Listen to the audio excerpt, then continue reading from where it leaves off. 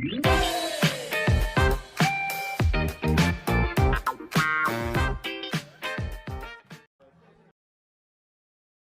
there, welcome back. Today, we're going to tackle what feels like the first huge hurdle in learning Arabic, the alphabet. Specifically, why the letters seem to change shape all the time. It can look like a total mess, but I promise you there's a really simple logic to it that once you see it, unlocks everything. So you ready for a little secret about the Arabic alphabet?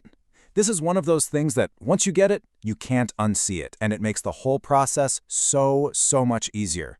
This isn't about memorizing a million different things, it's about seeing the system that's hiding in plain sight. And it all starts with this number, 4. What's that all about? Well, it turns out that a single Arabic letter can show up in up to 4 different forms. It all depends on where it is in a word, at the beginning, in the middle, at the end, or just by itself. I know what you're probably thinking. 1 letter, 4 shapes, that sounds like an absolute nightmare, like it's going to be nothing but endless flashcards. And you know what? You'd be right, if we were going to try and learn it the hard way. But we are not doing that. Instead, we're going to completely change our approach. Let's call it the recognition mindset. This isn't about memorizing at all. It's about training your eyes to spot the simple, key patterns that are always there. This right here breaks it down perfectly. On one side, you've got the hard way, trying to brute force every single variation into your brain. Ugh. And on the other, the smart way, just learning to spot the one single unchanging feature of each letter. That's our goal. And you know, the source material for this explainer puts it perfectly. Right now, you only need to identify them. Do not overwhelm yourself. So let's really take that to heart. Let go of the pressure. We're just focusing on recognition, not perfection. So how do we actually do this? Well, we start by looking for what we can call letter families. Just think of these as groups of letters that are basically identical twins. They share the exact same core body shape. Once you can see the family, telling them apart is incredibly easy. Let's start with a super common one, the boat shape family. Just look at these 3 letters. See how the main shape for each is that identical little curve? Kind of looks like a boat, right? The only difference is the dots. The letter ba has 1 dot below the boat. Ta has 2 dots on top, and tha has 3 dots on top. The boat is the same. The dots are the only thing you need to notice.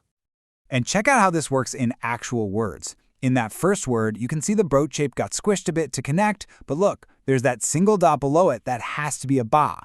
In the second word, same thing, same shape, but now we see 2 dots above. We know that's a ta. And in the third one, you guessed it, 3 dots above tells us it's tha. The key feature never ever changes.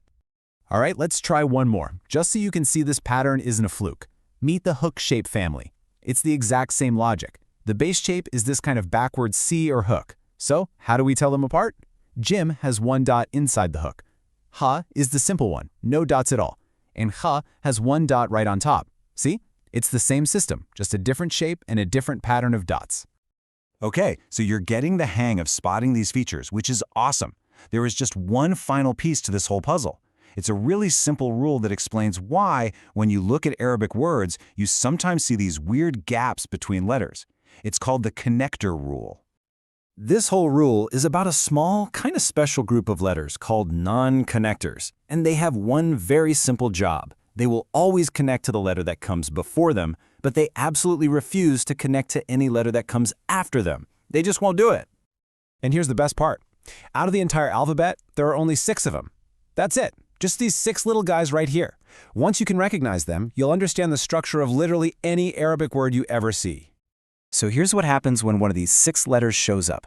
First, the non-connector appears in the word.